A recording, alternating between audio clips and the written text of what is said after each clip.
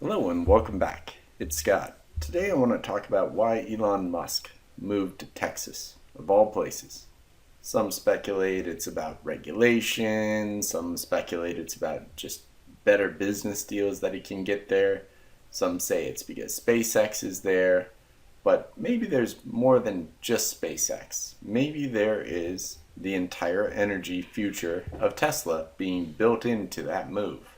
Texas has recently had one of the worst accidents / failures of their power grid in known history, leaving millions without power and people dying in their homes as they're trying to stay warm.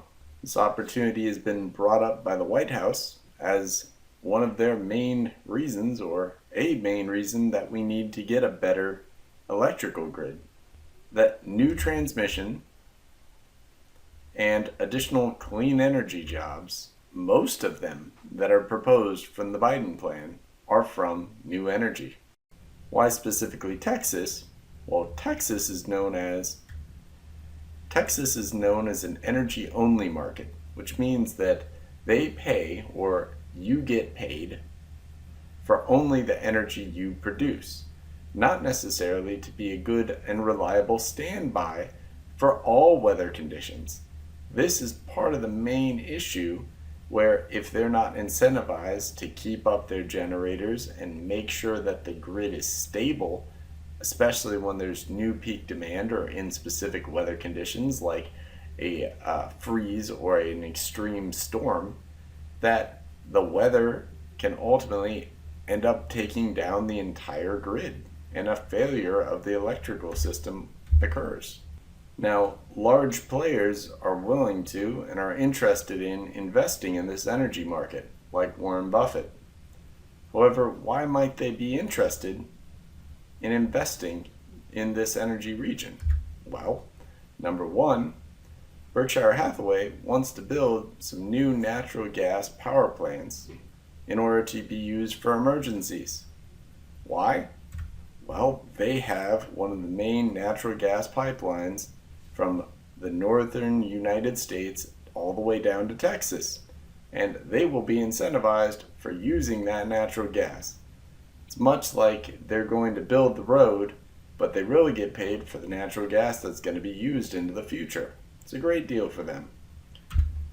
Most recently, as Warren Buffett ages and eventually is going to relinquish Berkshire Hathaway's leadership over to Greg, he is large into energy, and recently at the shareholder convention / conference, they talked about how energy is what they wanted to focus on and keep the money investment going. On the other hand, we have competitors such as Tesla, who have a very different way of viewing renewable energy and this problem. They view it as this is a solar, wind, and battery problem, not a if we can get the gas to the generators problem. Now note, the generators actually were failing, and they were not, the standby generators, not ready or capable of doing what was required in order to keep the grid stable. Elon Musk has a very strong point that says the technology failed, and he's recommending using battery storage, using solar power, being able to build that into the grid. And he sees that as a market that's going to continue growing. Great reason to be in Texas. This also vets out the ability for him to build a big enough energy grid to run a city, which lines up with Tesla's goals, SpaceX goals, and ultimately will be a template for the rest of the United States. A great opportunity. This new technology is not that new. Tesla has actually done it.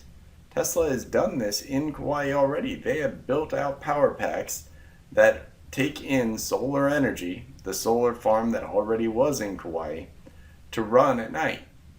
And they've actually reduced the cost of energy down to 13.9 cents, fixed for 20 years. That's a large commitment, and that is nice to have a fixed cost. which that ultimately will help the overall cost of Kauai going forward. That is not the case with natural gas. Natural gas, the more you use, the higher the spike in the price. Ultimately, if you're using it for both heating and you're using it for electricity, natural gas prices are going to fly through the roof. And anyone that has natural gas is going to do plenty fine. This is not the same incentive that Elon Musk is using. Now, looking at our high voltage grid, this is another opportunity. High voltage lines are used to connect different areas which may have power storage or maybe a power plant to each other, such that you can funnel large amounts of energy from one place to another. There's a lot of opportunity and a lot of solar and a lot of other alternative energy sources that are not yet connected to the grid. Joe Biden's plan had talked about connecting many of these locations, building new high voltage power lines that are efficient in transferring lots of power. This is where a lot of those jobs are supposed to be. Now, this ultimately in Texas has a lot of opportunity. There's a lot of Texas that has a lack of lines and a whole bunch of solar, wind, that is not necessarily easily connected. That's a great opportunity and likely something that we are going to do as an infrastructure plan. We saw Elon Musk's plan, which you saw how Kauai works, and maybe how he would build out the infrastructure and then sell back the power at some fixed price. On the other hand, Berkshire Hathaway hopes to raise the power price by 10% and let the consumer deal with the cost or the increased cost in electricity.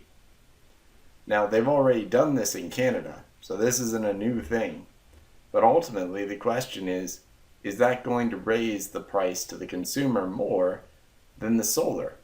Because if the solar has a positive payback, where it even incentivizes paying back for the entire infrastructure, it doesn't make a lot of sense to use Berkshire Hathaway's method when you're really not insulating yourself for future fluctuations in natural gas prices. Well, I hope you guys like this. Thank you, and please remember to like and subscribe.